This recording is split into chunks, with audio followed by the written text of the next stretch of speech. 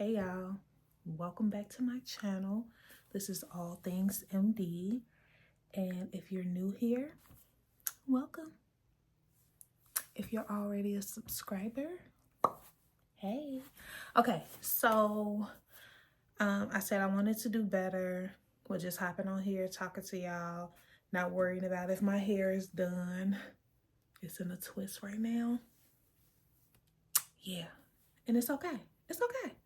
It's okay. I'm gonna have story time with y'all. I wanted to go have story time to tell y'all about how I went from being homeless to a multi-six-figure earning entrepreneur.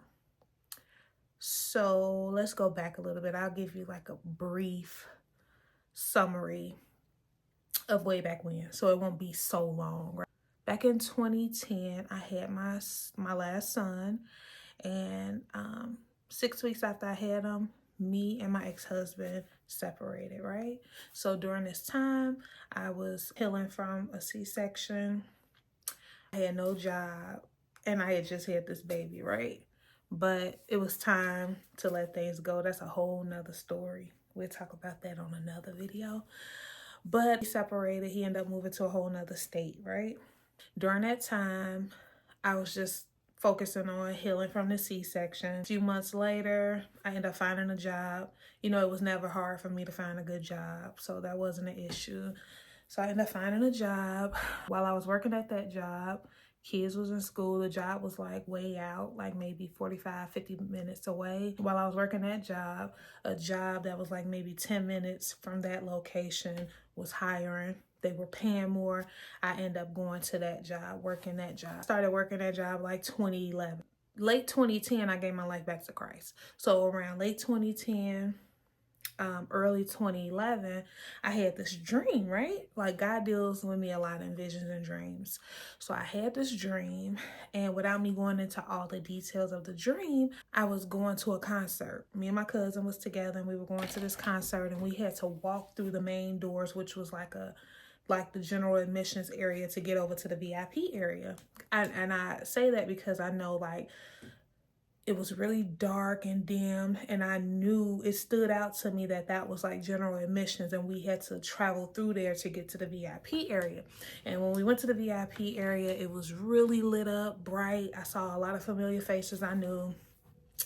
And I remember getting to the VIP area. Fantasia was on stage singing. And the whole auditorium started singing "How Great Is Our God." Like literally the whole auditorium like was just up praising God, singing "How Great Is Our God."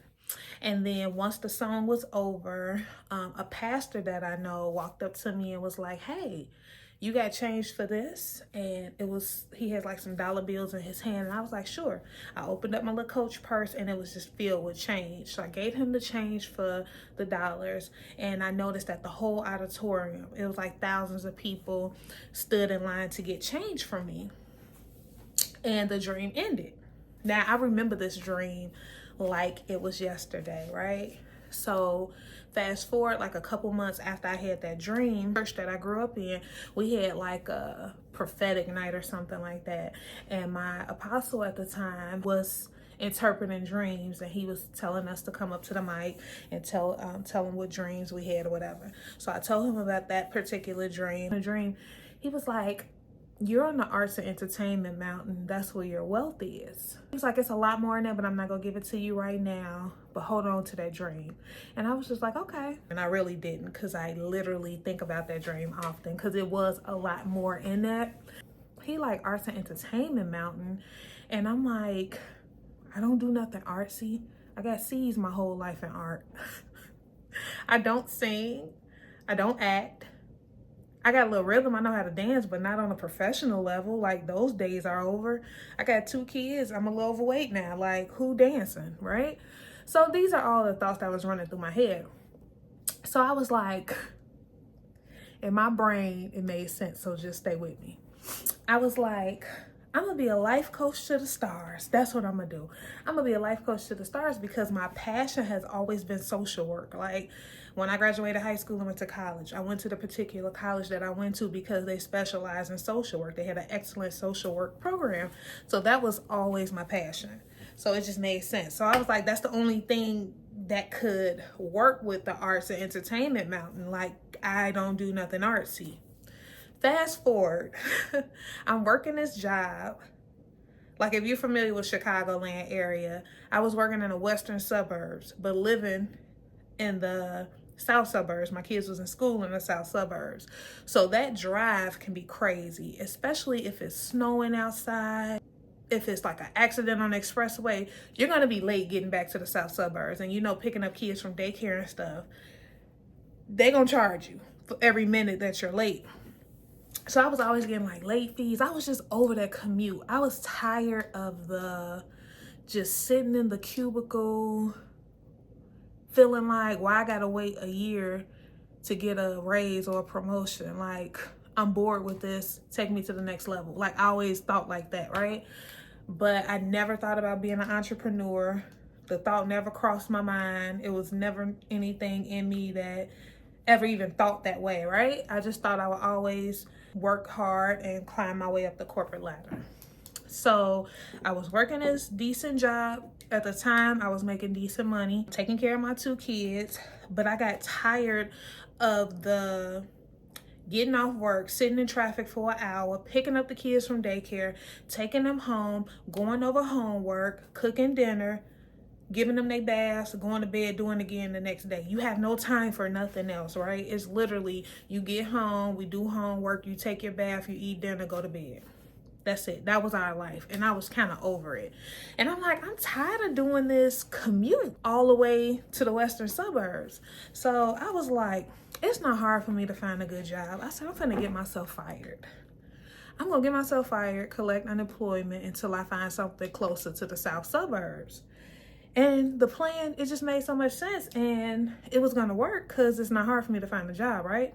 This was January of 2012. Right? So got myself fired. Boom, got approved for unemployment. I want to say a week in, maybe 2, if I'm gonna be generous, maybe 2 weeks in, they contested. So, you know, you on the phone with the mediator, and it's the company saying, no, we shouldn't give her this unemployment. Like, they was fighting it. They won. I was shocked and appalled. Like, because how did they win that? But anywho, I was like, no biggie. I guess I got to just find a job quicker than I thought. It's no biggie because it's no problem for me to find a job. That comes easy, right? So I'm applying for jobs. Nobody's calling me back. I get a call in February from a hairstylist that I was close to. She did my brows. But she worked in my cousin's barbershop. So my cousin owns a barbershop, and she was working in there. So then it was a loctician working in there also. So she was like, hey, why you waiting to get another job? Why don't you assist Benji, who's the loctician? And I'm like, girl, what? Assist Benji? I'm like, I don't know nothing about no hair. Literally. I didn't know how to part hair. Like, I knew nothing about hair. I didn't know how to hold a curling iron. So I'm like, girl, why would I want to go assist somebody in a beauty shop? And then I'm thinking, like, I'm about to get like $5 a head. I'm coming from making almost $30 an hour to this. And $26, $28 an hour, that was a lot of money back in 2010, 2011. That was a big deal. Girl, I don't want to assist nobody. I don't know nothing about hair. Why would I want to be somebody's assistant? She was like, okay. So I'm still applying for jobs. And I'm like, okay, I got to work.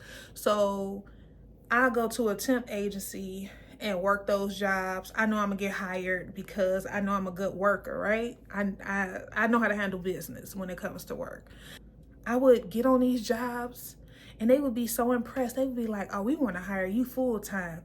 All of a sudden, corporate offices would do a hiring freeze. They were so confused, like, huh? Where did this hiring freeze come from? Like, every door I tried to go through that would have me working a 9 to 5, the door would close. I couldn't understand. I was like, what is happening? Do you know, I kept fighting that thing. I kept trying to go through these doors. It would be just crazy stuff happening, like, oh, we want to hire you full time. Then corporate would shut down the whole department. It's like, what is happening here? So I went through that. I went back and forth with that, working temp jobs and just weird stuff happening during that time until November of 2012. And I called, I said, hey, Benji, you still need that assistant? And so happened, the assistant that took the spot earlier that year, she was leaving like the next week. And she was like, you know what? Yeah, my assistant will be leaving next week. So I'm definitely going to need one. Boom. I become her assistant at the shop. Now, in my mind, beauty shops were messy. It was just loud, catty.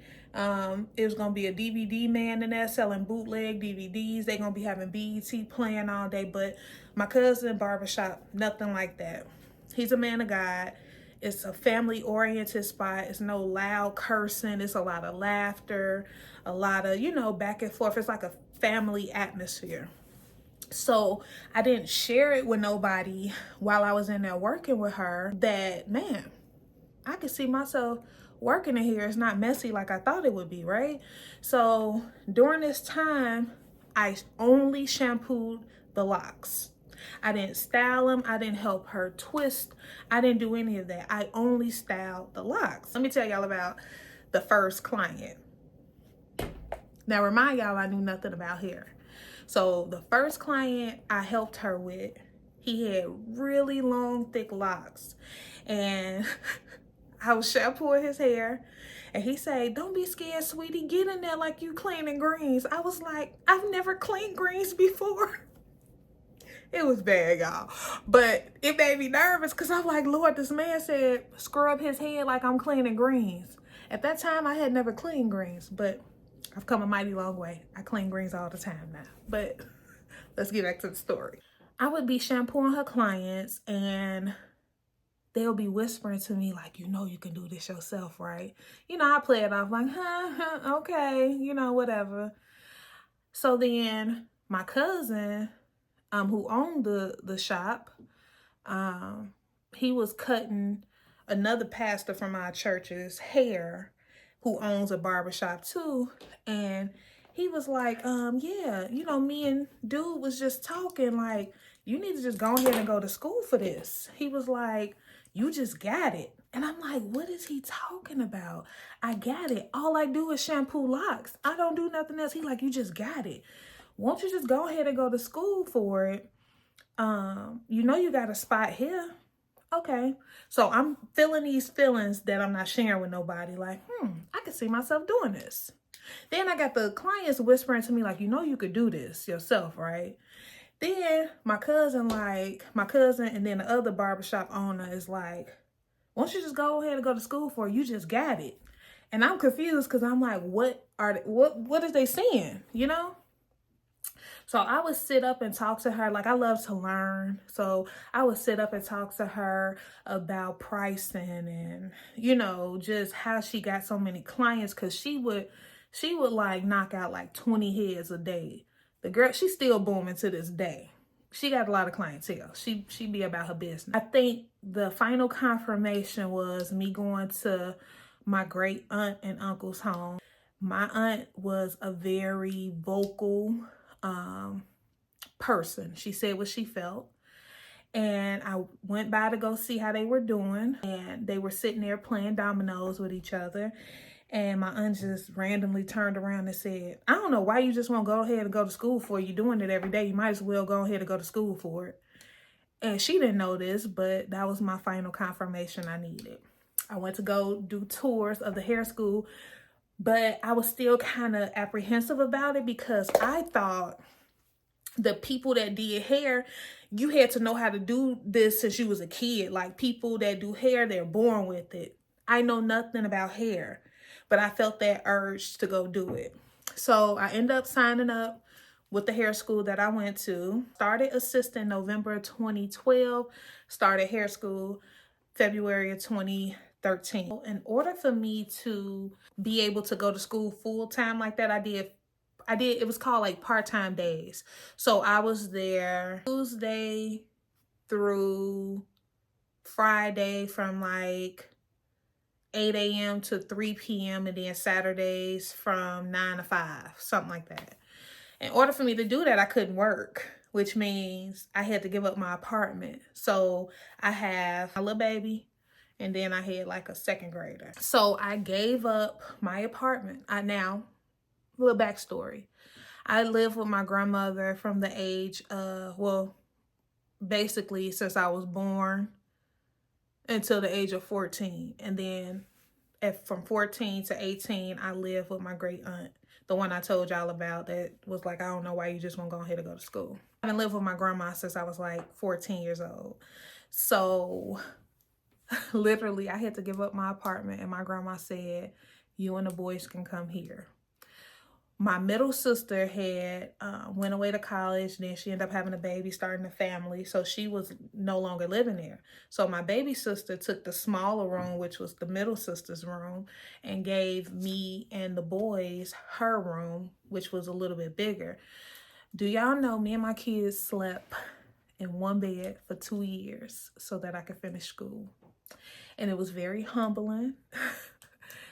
So much happened during that time. Like my car, like my grandma lived in the projects.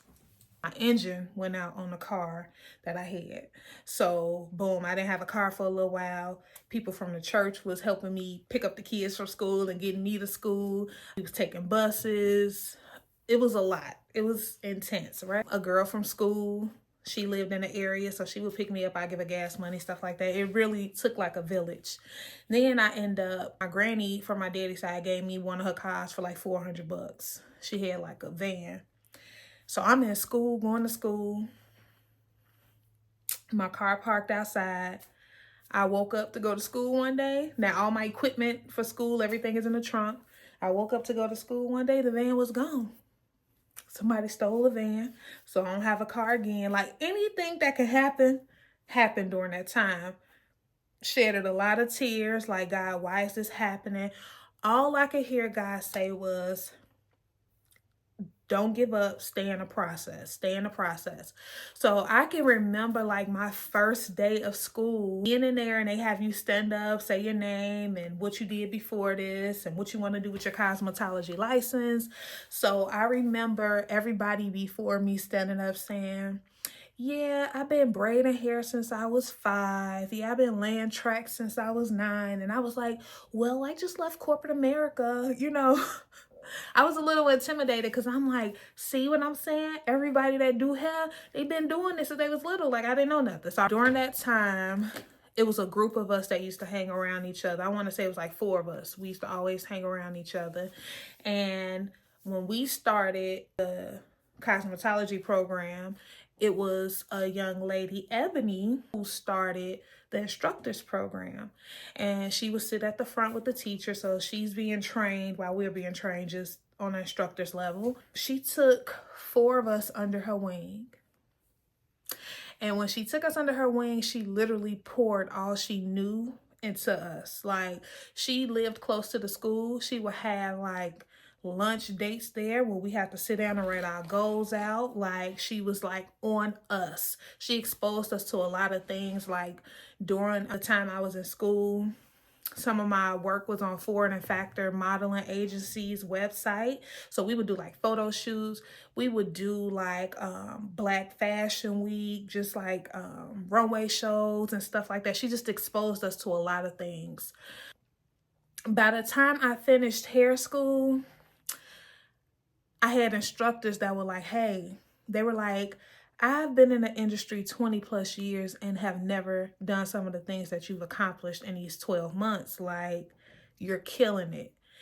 And it's like nobody but God. It was nobody but God, because how do you go from not knowing anything about hair, you're just being obedient and doing what God told you to do, to being very successful before you even get out there to really start making money from it. So I finished school March. I was a month behind finishing school because I had to take some time off when all my equipment and stuff was stolen. I finished March of 2014. My cousin allowed me to rent a booth from him. So you would hear people say, oh, you don't have clientele, don't do it, blah, blah, blah. I did it anyway, and it worked out for me. So in the beginning, it was slow. you know, he had reduced my booth rent until I started building, and, you know, he worked with me with that. And I remember him saying, enjoy this downtime because it's not going to be like that for long. And I'm like, okay, okay. But literally, I had never thought about being an entrepreneur until I started doing this, right? So this is something totally different for me.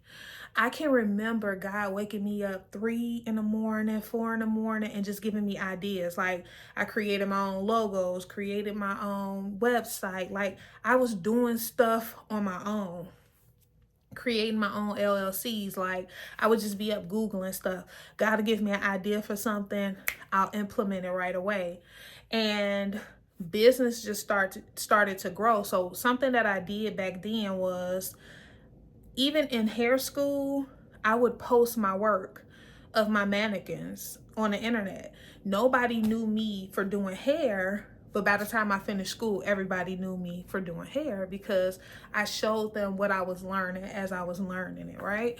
So I knew coming out of hair school that I needed to treat this like a corporation. Like I said, at the time I was going by a different name. I was going with my nickname. And I was like, that brand is going to be a household name. I knew that I was going to do big things. I just didn't know that it was going to go this route. So fast forward, I'm building clientele, building relationships. I'm still in my cousin's shop. I did the first 3 years there with him. So during that time, people would come in and they would have hair loss and they would ask me questions. And I'm like, I don't know how you got this.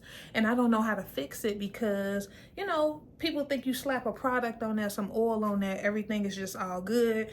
You know, your hair is going to grow. No, I started doing more research because I'm the type of person that likes to find the root cause of a problem so we can fix it at the root, right? Versus just covering it up. I didn't want to just cover up the hair. So I started doing my research. Somebody I knew a trichologist because I started reading up on trichology, and I didn't know that there was a such thing as a trichologist, and they were really big over in Europe. Someone I knew was in like a mentorship program with a trichologist, and she was like, let me connect you guys. So I reached out to the trichologist and I was just like, hey, I want to get into this. What school did you go to? She told me the school. I was praying about it, and I just felt that press, like, go to school for it. Now, this is something new, something foreign. I'm not making a ton of money, you know what I mean? But it's like, man, do I want to invest this? I don't even know what this is. I don't know nobody personally that's doing this. And when I would look online, if I could be totally honest and transparent, back in 2012, 2013, 2014, the trichologist was looking really dry. Like, it was like boring watching paint dry. And I'm like, that's not my personality. They don't look happy doing what they do. It looks so boring, right? But I still did it because I felt that press. I talked to people who I thought had my best interests at heart. And I was telling them how I felt like God was telling me to go to school for trichology. And some people told me, girl, nah, you need to just focus on being in the back of that shop doing hair. And I knew what I heard God say. I heard God say, go for it. So it was like, I got to go with what I hear. Like, God has never sent me off. He told me to go to hair school, and I knew nothing about hair, and look how that turned out. So I was like, I'm going to be obedient. I started going to school. And then when I got in it, the trichology school, I'm like, man, what did I sign up for? I feel like nursing school. It was so intense, and I wanted to quit. So during that time, I would take a little time off. I'll pick it back up. And then my great aunt ended up passing away, and I really wanted to quit, right? But I was like, I knew that that was something I was supposed to do. So I took a little break then. But then I knew, like, okay, you got to get this trichology school done. You're going to need some privacy because I worked in the back of a barbershop. So women don't like for men to see that process. So I knew by me going into hair loss that they really wasn't going to want the men to see their struggles when it came to their hair. their hair or hair loss. So I knew I needed more privacy. I needed more space, right? Because I was adding a trichology to it. So I tried to work something out with my cousin to get more space there. Long story short, that didn't work out. So I started looking for a suite. I found a suite, still in the south suburbs, just a little further west. And I was there. Literally, during that time, God told me to leave the church. The only church I've ever been to in my life, the only church I knew. I've been there since I was like 3 or 5 years old. He told me to leave the house that I was renting out. And he told me to leave the shop. I said, God, that's too much. It's too much. So I stalled for a very long time. He kept giving me dreams about leaving the house. And I'm just like, I'm comfortable. Like, I just want to stay where I'm at. I had been in that house since I left my grandmother's house after I finished school. So I was there for like 5 years before I left. And I was just like, that's too much. You're telling me to leave the only church that I've ever known. You're telling me to leave the barber shop that I've been in, the only shop that I've been in since I finished school. And you're telling me to leave a home where I'm comfortable at, right? Me and my kids have been here for 5 years. Like, it was tough, but he made it to where I was uncomfortable. He made it uncomfortable until I was obedient. And I know what it looks like not to be obedient to God's voice. And I know what it looks like to be obedient. And I'm like, I want to be obedient. So I started little by little. I think I moved the shop first. I got a salon suite. And then I end up leaving the church. That was difficult. But I left the church and went to a different one. And then I left the home and moved to a community that was like, that had the #1 school district in that area. So it's an area where I was like, oh, when I would ride by, I'm like, oh, I want to live in that area. But I ended up renting like a little townhome from that area, and it was good. It was a safe community, excellent school district, whatever. So when I moved into the salon suite, my clientele like tripled. I say, boom. This is what happens when you're obedient to God's instructions. Now, recap. I went from knowing nothing about hair. God said go to hair school. Went to hair school. I was exposed to stuff that some hairstylists that's been in the industry 20 plus years have never been exposed to or never done. I get out, start renting a booth for 3 years. Business is just growing, right? So I'm full-blown entrepreneur mode at this time. They end up building a new salon suite like a year and a half after me being in the one that I was at. Now, during this time, I'm still playing around with trichology school. I would do a chapter here, chapter there. Hey, I need to take a leave of absence. I was still playing around. I go to this new salon suite, which was like 10 minutes up the road from where I was at. Clientele went up more. Now it's like more upscale, you know, it's just a different crowd that you attract, right? So I'm there and I had new clients coming in, and I never forget my client Karen. She came in there, she was a new client, and she was just telling me how she just thanked God for me and how I just made her feel so much better. And I remember her standing in front of me saying, you're not going to be in here long. And I'm just like, she just trying to be nice. You know, I just got here. You trying to be nice. Okay. You know, being sweet. She's like, you're not going to be here long. And I'm just like, okay, boom. So this is like end of 2019 when she's saying this. We're going to 2020. God told me to shut down my shop like a week before Illinois gave the mandate to shut it down. It was an off day. I was sitting in the bed, had my laptop in my lap. I was doing something. And I heard him so clearly say, shut down the shop. Now I'm like, God, how am I going to survive? How am I going to pay my car note? How am I going to pay my rent? Like, I need to work. If I don't work, I don't eat. I heard him clearly say, shut the shop down now and take this time and rest in me. But I felt like a peace just come over me, right? So I was like, okay. I shut down my shop. A week later, Illinois mandated for all the businesses to shut down because COVID hit. So I don't know if I can say COVID on here, but the C word hit. So I was like, wow, okay, guys, you had me do this a week early. He was like, I got you. Just trust me. Do you know I get a call from a client saying, hey, a lady just came in my job asking if we knew a single mother. She wants to pay your rent this month. She's like, I thought of you. Boom. Had my rent paid. I had a client call and say, I know it's a lot going on in the world right now. Let me pay your car note. Boom. Car note got paid. So this is before unemployment started kicking in, stimulus checks. This is way before all that started happening. It was like God was just providing, right? So I remember laying across the bed and talking to a group of colleagues, like trichologists, hairstylists. But just to give y'all a little brief overview, while I was doing hair and I got into trichology, I told y'all most of the trichologists looked real boring. They didn't seem approachable or anything like that. But I kept seeing, as I was looking up hashtags, it was just one trichologist I kept seeing, and I could hear guys saying, reach out to her. And I kind of ignored it at first. So then I tested the waters. I inboxed her. I DM'd her on Instagram, and I was just asking her questions. And she was so open and so friendly. Just like, yeah, just get your chapters done and, you know, do your clinicals and blah, blah, blah. And I was like, okay, she was nice. You know, she wasn't mean like all the other ones come off as.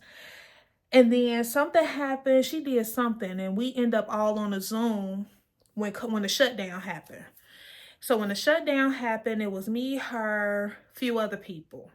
I literally only had like 5 chapters done, something crazy. And I was laying across the bed, and she was showing us like ways that we could pivot during this time while we're at home, like at home consultations, sending out hair restoration kits to clients and stuff like that. She was just giving us different strategies. And then she started telling me stuff I could do. I was laying across the bed on Zoom, and I was like, I could do what? And make how much? I could do who? I could do all of this? I'm like, I need to finish school. I need to finish school. Literally, the next clinical date was like October of 2020. We already in like March. I had from March until like September to get all my chapters and stuff finished so that I could make it to the clinicals for October.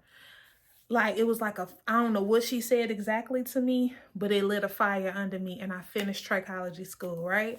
So I finished trichology school October of 2020, but let's go back a little bit. So God told me to shut down the shop. I shut down the shop a week before Illinois mandated for the shop to be shut down. So he made sure my rent was paid, my car note was paid, we were good on food, and I heard him clearly say, move your shop to Indiana. What? So I'm a Chicago girl. And if you're from Chicago, we look at Indiana a little differently, okay? We'd be like, why would we ever want to move to Indiana? Okay, yeah, it's cheaper in Indiana, but why would, like, yeah, that's how we used to think. Why, at least I used to think like that. Like, ugh, why would I ever want to move to Indiana? So I'm like, that don't make sense. I'm like, Indiana people ain't got no money, so I thought. I'm like, why would I move from a uppity neighborhood like Orland Park to move my shop to Indiana? And then he's like, call the realtor. I'm like, I ain't got no money, guys. So these are the thoughts that I'm having. I'm like, I ain't got no money. Why would I call a realtor? Everything shut down. I ain't got no money. Whatever. I was obedient though. I called the realtor. She was like, I'm not able to do Indiana, but I know somebody that can. Contact that realtor. She reached out to like 3 different places. Only one place reached back out to us. Now, remind y'all, I ain't got no money or nothing. We in the middle of a shutdown. We went to go see the place. They had ripped up floors. So it was like concrete floors. It was like orange paint on the walls. Some spots didn't even have walls. It was just like, ugh. But when I came in, I saw the vision. And I heard God say, sign the contract. They was like, oh, we need 10,000 down to start the construction in here when you sign a contract. I'm like, who got that? We in the middle of a shutdown. I ain't got $10,000. Sure enough, I heard God say, sign the contract. I signed that contract for my shop Juneteenth. And literally, I signed that contract, no money in my pocket. Do y'all know I end up getting $17,000 later that night? I will not lie to y'all. When you're obedient to God's instructions, he always makes a way. Literally got $17,000 later that night. So boom, here go my $10,000 to start the construction. The rest I was able to get stuff for the shop, you know, furniture and stuff like that. And I'm like, wow, this is really happening. Also, I'm like, dang, I ain't never paid this much for, you know, renting space to work out of, but I know I heard God. So then fast forward, we 5 years in now. I've been at my salon for 5 years. I have a hair care brand. I started my hair care brand in 2017 and I kind of revamped it over the years, but now I strictly focus on hair restoration, hair growth. So I have the Grow and Restore line. That's a system that includes shampoo, conditioner, leave-in conditioner, a growth serum, and a growth balm. And it works so well. Like, my products are so amazing. But recently I was just like, God was dealing with me like, you don't even promote your products like that. And I was like, you're right, I don't, you know? And I just like rebranded, just got new labels made. So before I just came to make this video, I was bottling up my stuff, waiting on the labels to come in next week so I could get that, do the relaunch for the first week of February. So mdtrichology.com, those products will be there. It's good for all hair types. It's called Grow and Restore System by MD Trichology Advanced Hair Care. So we're here now. So now I'm a certified trichologist, holistic nutritionist. I am currently working on my PhD in functional medicine. If I had just thought back to that dream that I had when people was getting change from me, I think back now, like, I don't think it's just the monetary change. I think it's like literal change, right? So I would have never thought that me being obedient to God's instructions would have gotten me here, right? Making 6 figures, like multi-6 figures, you know, being here in this brand new home, nice community. Like, I was literally laying in the bed, sharing a bed with my 2 children for 2 years, crying, asking God, why do I have to go through this? And him just telling me, stay in the process, stay in the process. So now I'm educating people on how to do what I do to build their hair restoration business. I've helped so many people restore their hair, get their hair health in order. And I know that this is just the beginning. This is just the beginning. And I know that this was a long video, but y'all know I love a good story time. But I wanted to share with you guys. I'm sure it's somebody out here that God is telling them to change careers or try something out, and you're nervous, you're scared. I'm telling you, if God said do it, do it. You cannot lose. It's gonna be a process.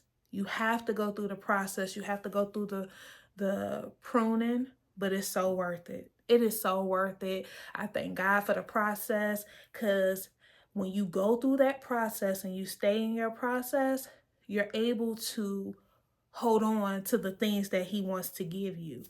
And I know that this is just the beginning in my life. I'm excited. Like, literally, I was telling my friend earlier today, I was like, I've been happy.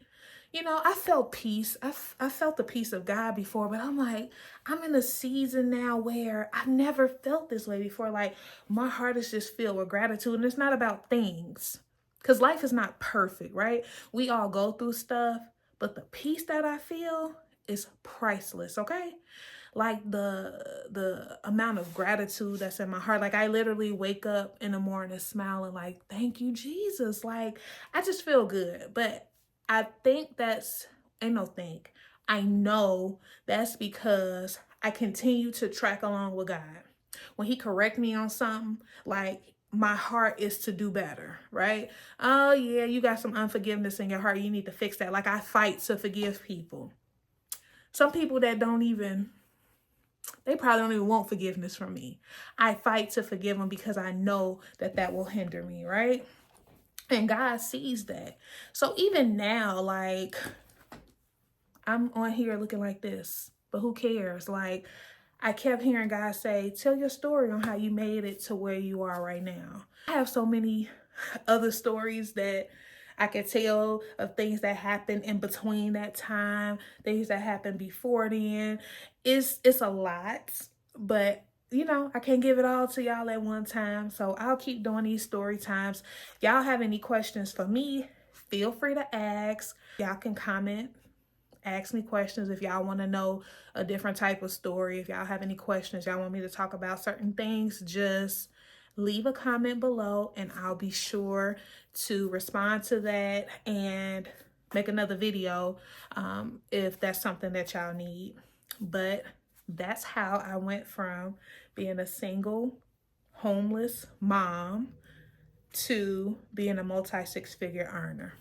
Obedience is better than sacrifice. Remember that, y'all. Talk to y'all soon. Bye.